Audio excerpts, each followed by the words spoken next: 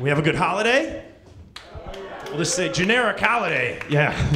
No, I love 4th of July is my favorite one because I'm the guy that wears the t-shirt with just an American flag on it all day. Anyone else? Yeah, I love it.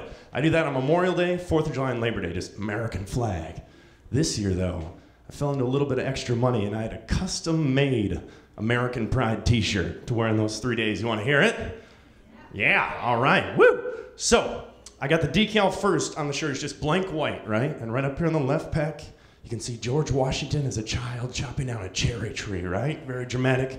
And then next to the cherry tree is the first ever White House being built, right? And on the steps of the White House, you can see like John F. Kennedy giving the "Not What You Can Do For You" country speech, right?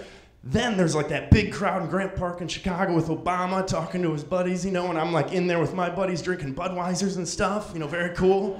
A lot of decals. Down here on the shirt, it's like the Great Lakes and all the oceans, and there's boats shooting off fireworks and stuff. It's great. And then up here on the shirt, you got the skylines of all the major U.S. cities, and like in the lights, you know, they write USA and stuff. And then it's a little bit of a busy shirt, by the way. Right over here, the skyline morphs into the beautiful snow-capped Rocky Mountains, okay? Only they're not capped with actual snow. They're capped with American flags, yes! Right here, you got a hawk flying with the Bill of Rights in its talons.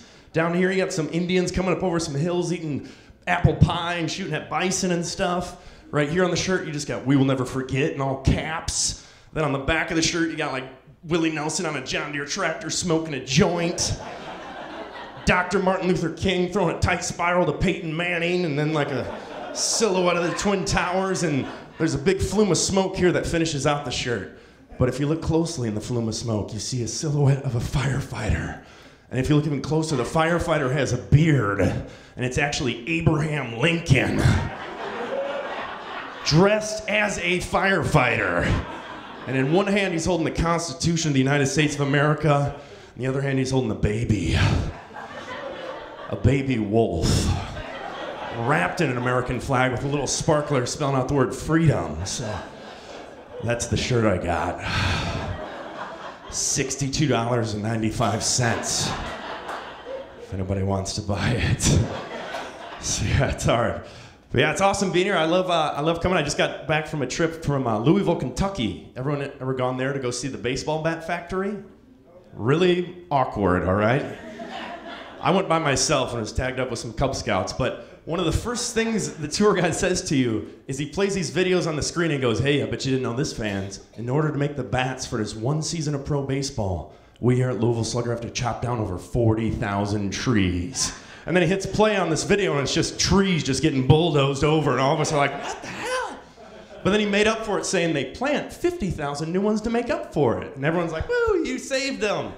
I was like, what about those trees, though? You're still killing them. You know, Louisville Slugger's logic is like, hey, if the U.S. went to war with Canada and accidentally killed 4,000 innocent Canadians, they'd be like, well, to make up for it, we impregnated 5,000 innocent Canadians. Totally redeemed ourselves. Hey, you guys, I'm Michael Lambert. Thank you so much.